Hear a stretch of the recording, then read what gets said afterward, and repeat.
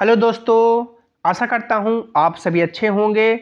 लाखों कैंडिडेट जो रेलवे में ग्रुप डी 2024 वैकेंसी का इंतज़ार कर रहे हैं, उनके लिए सबसे बड़ी अपडेट है, सबसे बड़ी न्यूज़ है कि रेलवे मिनिस्टर अश्विनी वैष्णव ने ऑफिशियल ग्रुप डी का एग्ज़ाम डेट अनाउंस कर दिया है। उन्होंने कहा है कि 2024 की जो ग्रुप डी की वैकेंसी है वो अक्टूबर 2024 में देखने को मिलेगी।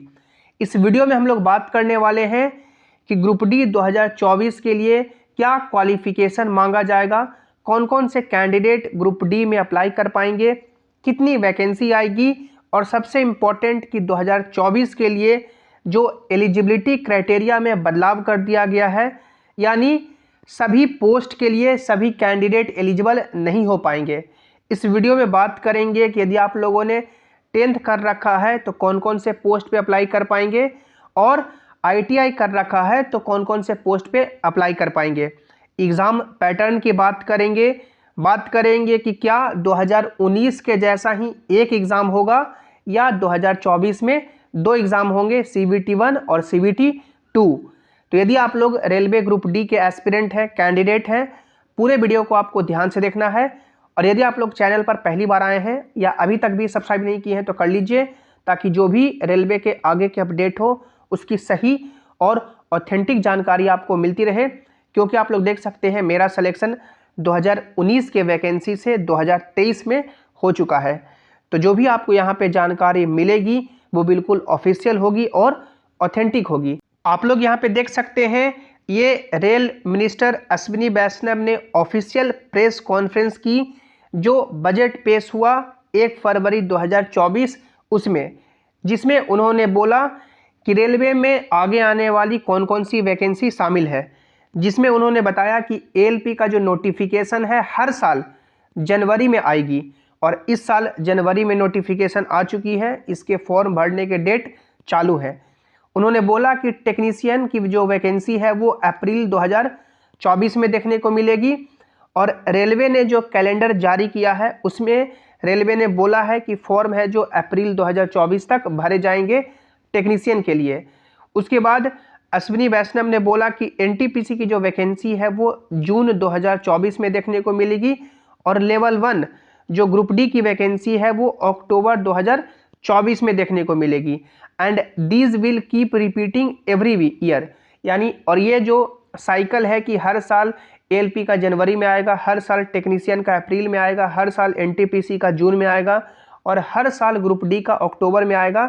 ये हर साल वैकेंसी इसी क्रम में रिपीट होते रहेगी। ये अश्विनी वैष्णव का ऑफिशियल स्टेटमेंट है।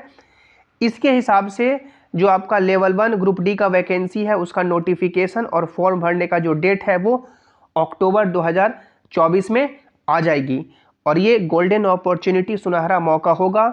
लगभग 1 लाख के समथिंग वैकेंसी आपको देखने को मिलेगी और इसमें आप लोग अपनी जॉब ले सकते हैं। हम लोग बात करें कि जो नई eligibility criteria railway recruitment board ने जारी कर दी है, गवर्नमेंट ऑफ इंडिया ने जारी कर दी है, वो क्या है आप लोग यहाँ पे देख सकते हैं। ये आपका ऑफिशियल वेबसाइट है railway recruitment cell western railway का, जिसमें आप लोग यहाँ पे साइड में देख सकते हैं इंपॉर्टेंट नोटिस करके यहाँ पे लगाया गया है। Indian railways, government of India, ministry of railway, railway board, requisite educational qualification for railway jobs in level 1, यानी कि लेवल 1 के लिए क्या एजुकेशनल क्वालिफिकेशन मांगा जाएगा। आप लोग यहाँ पे पढ़ सकते हैं, the one time exemption granted by Indian Railways in employment notice number 02/2018 and RRC 01/2019 issued by Railway Recruitment Board in February 2018 and March 2019 respectively was only a special dispensation for those recruitment drives and same has now been withdrawn। यानी एक बार की छूट दी गई थी 2018 में और 2019 के vacancy में, अब वही छूट वापस ले ली गई है। कौन सी छूट दी गई थी आप लोग नीचे देख सकते हैं। The minimum educational qualification for all future recruitment to be notified after 15/6/2019 in a level 1 of the pay matrix in technical department, that is civil engineering, mechanical, electrical and signal and telecom department and catering being of railways will be 10th pass plus national apprenticeship certificate granted by National Council for vocational training और 10th pass plus ITI। All aspiring candidates में please note the above and be prepared accordingly. इसमें बताया गया है कि जो अब से मिनिमम एजुकेशनल क्वालिफिकेशन 15/6/2019 के बाद रहेंगे लेवल 1 भर्ती के लिए, टेक्निकल डिपार्टमेंट में, सिविल इंजीनियरिंग में, मैकेनिकल में, इलेक्ट्रिकल में, सिग्नल एंड टेलीकॉम में और कैटरिंग में, उसमें 10th तो आपके पास मिनिमम होना ही चाहिए, यानी आप लोगों ने 10th पास कर रखा हो। उसके अलावा यानी 10th पास प्लस आप लोगों ने ITI कर रखा हो तो आप लोग एलिजिबल हो पाइएगा, या आप लोगों ने 10th के बाद यदि आप लोगों ने अप्रेंटिसशिप कर रखा है तो भी आप लोग एलिजिबल हो पाइएगा। यानी जिनके पास टेक्निकल डिग्री है 10th के बाद ITI या अप्रेंटिसशिप, वो लेवल 1 में एलिजिबल हो पाएंगे टेक्निकल डिपार्टमेंट में।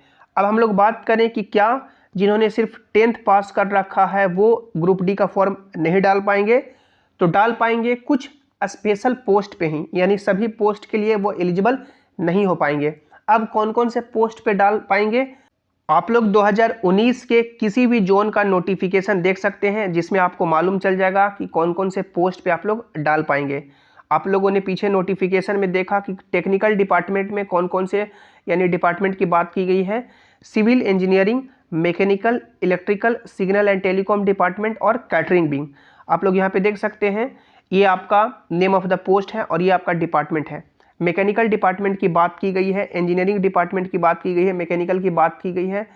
तो ये सभी आपके डिपार्टमेंट खत्म हो गए, यानी यहाँ पे आप लोग जिनके पास सिर्फ 10th की डिग्री है वो अप्लाई नहीं कर पाएंगे। उसके बाद यहाँ पे स्टोर डिपार्टमेंट का 3 पोस्ट है, देख सकते हैं, असिस्टेंट डिपो स्टोर। तो ये जो आपका पोस्ट है जिन्होंने 10th कर रखा है वो इसमें अपना फॉर्म अप्लाई कर पाएंगे। उसके बाद मैकेनिकल आपका खत्म हो गया, इलेक्ट्रिकल खत्म हो गया। देख सकते हैं ये जो आपका ट्रैफिक डिपार्टमेंट है, ट्रैफिक डिपार्टमेंट की कहीं भी पीछे नोटिफिकेशन में बात नहीं की गई है, यानी जिन्होंने 10th कर रखा है वो ट्रैफिक डिपार्टमेंट में असिस्टेंट पॉइंट्समैन बन सकते हैं। सिग्नल एंड टेलीकॉम की बात की गई है, नहीं अप्लाई कर सकते हैं। उसके बाद इंजीनियरिंग नहीं, इलेक्ट्रिकल नहीं, इंजीनियरिंग नहीं।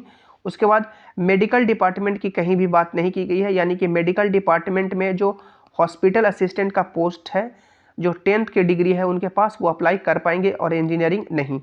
तो ये आपका एक जोन, दिल्ली जोन का एक नोटिफिकेशन है। इसी तरह से किसी भी जोन का आप लोग देखेंगे तो आपको मालूम चल जाएगा।